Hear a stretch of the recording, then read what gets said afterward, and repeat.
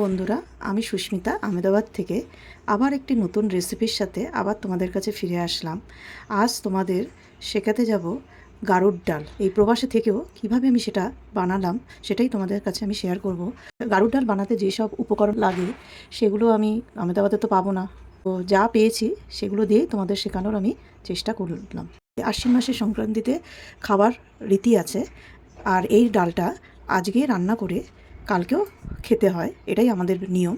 তাই কথাতে আছে, আশ্বিনে রেখে কার্তিকে খায়, যা বর মাগে সেই বর পায়।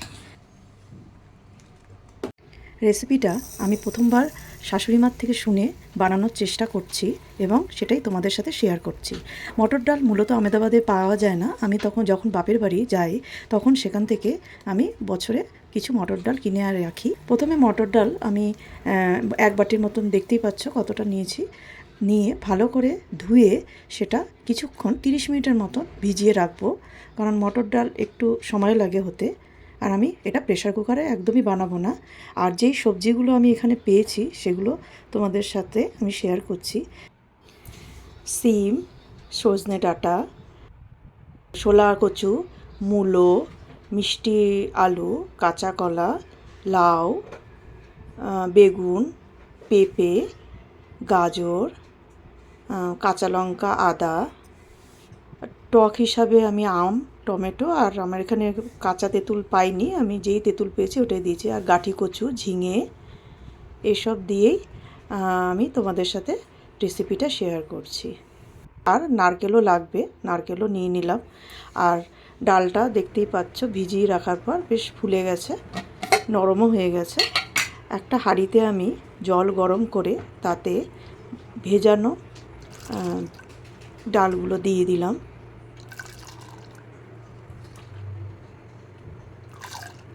এবং সন্দক লবণ দিলাম 2 টেবিল স্পুনের মতো। একটু নেড়ে দিয়ে কিছুক্ষণ ঢেকে দিলাম এবং হাফ সিদ্ধ হওয়া পর্যন্ত এটা ডালটা আমি পাকতে দেব। দেখতে পাচ্ছ ডালে ফেনা দিয়ে উঠেছে। আমি কুকারে ওই জন্যই বানালাম না, এই ফেনাগুলো ফেলে দিয়েই খাওয়া উচিত। সবজিগুলো ভালোভাবে ধুয়ে আমি কেটে নিয়েছি, দেখতেই পাচ্ছ। প্রথমে আমি যেই সবজিগুলো সিদ্ধ হতে সময় লাগবে সেগুলো আগে দেব।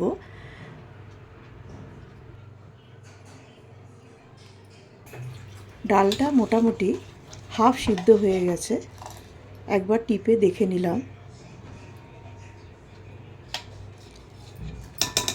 এই ডালের মধ্যেই একে একে প্রথমে যেগুলো শক্ত সবজি, যেরকম কচু, পেঁপে, কুমড়ো, গাজর, এগুলো সব ধুয়ে আগে প্রথমে দিয়ে দিলাম। 10 মিনিটের মতন আমি সবজিগুলো সেদ্ধ হতে দেব। এখন আপাতত নুন আর দেবো না, ডালে নুন দেওয়াই আছে।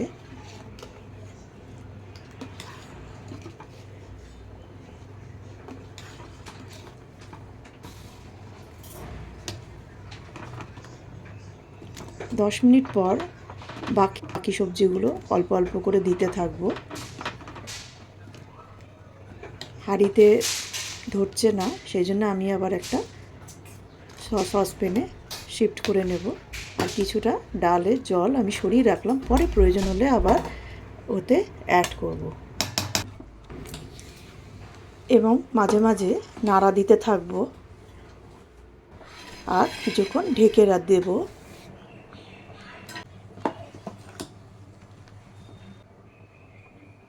তারপর যেগুলো সফট সবজি, যেমন বেগুন, সিম, ঝিঙে, এগুলো তারপরে আবার দিয়ে দিলাম কিছুটা সিদ্ধ হওয়ার। আগের সবজিগুলো যে দিয়েছিলাম ওগুলো কিছুটা সিদ্ধ হওয়ার পর এই সবজিগুলো আবার দিয়ে দিলাম।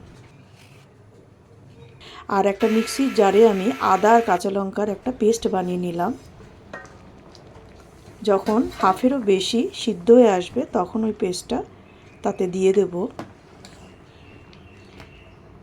আর রান্নাতে একদমই হলুদ ব্যবহার হবে না, হলুদ ছাড়াই ডালটা হয়।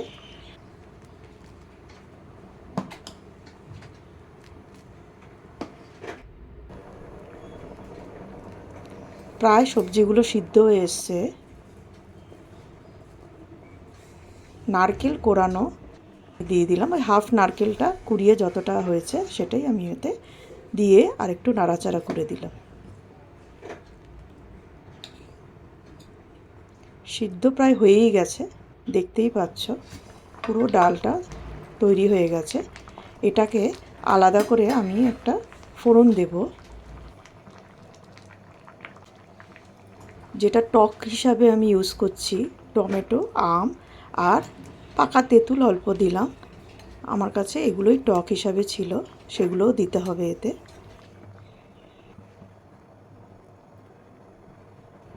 এবার সম্পূর্ণ আমাদের ডাল এবং সবজি সিদ্ধ হয়ে রেডি হয়ে গেছে। নুন পরিমাণ মতো দিলাম, চেখে দেখতে পারবো না, নুনটা সম্পূর্ণই আন্দাজে দিলাম। আর ফোড়নের জন্য আমি সর্ষের তেল নিলাম, তাতে 2 স্পুন কালো জিরে,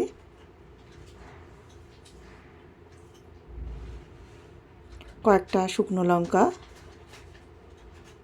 আর তেজপাতা। ফোড়নটা ভালোভাবে ভাজা হয়ে গেলে ফোড়নটা ডালে দিয়ে দিলাম।